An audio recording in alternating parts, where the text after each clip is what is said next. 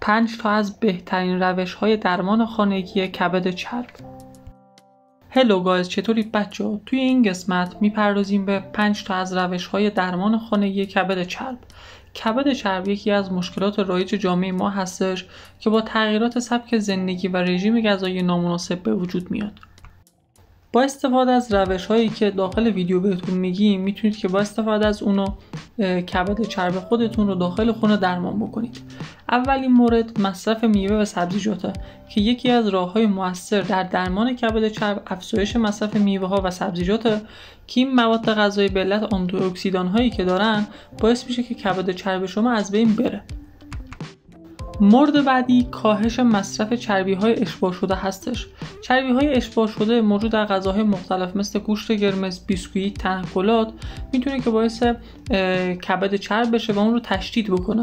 پس بهتون توصیه میشه که اگر که از این مواد استفاده میکنید کلاً بذارید کنار و سعی بکنید که یک رژیم غذایی مناسب داشته باشید. میرسیم به قسمت سوم، یعنی مهمترین قسمت درمان کبد چرب در خانه.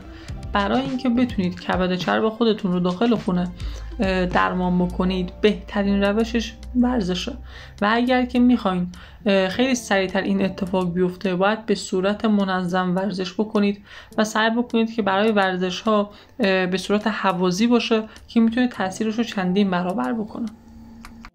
بر اساس مقالات 2023 مصرف چای سبز میتونه که باعث کاهش کبد چرب بشه و به شما کمک بکنه که از کبد چربتون کلا رها بشید و این مشکلتون رو برطرف بکنید.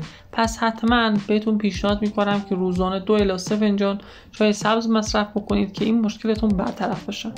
مورد آخر، مورد پنجم، کنترل استرس و خواب مناسبه. استرس مزمن و کمبود خواب میتونه که به افزایش خطر بروز کبد چرب منجر بشه.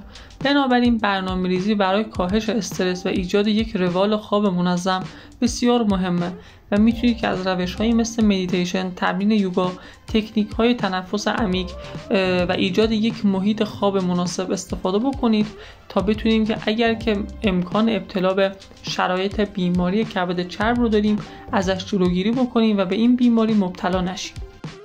خب بچه‌ها، مرسی که تا آخر ویدیو با من همراه بودین. اگر که کانال من رو ساب نکردین حتما ساب بکنید. هر نظر و ایده‌ای هم که داشتین داخل کامنت ها برام کامنت بکنید. حتما کامنت هاتون رو میخونم و سعی بکنیم که همه اطلاعات سلامتیمون رو با کمک هم بیشتر بکنیم تا بتونیم یک جامعه سالم داشته باشیم.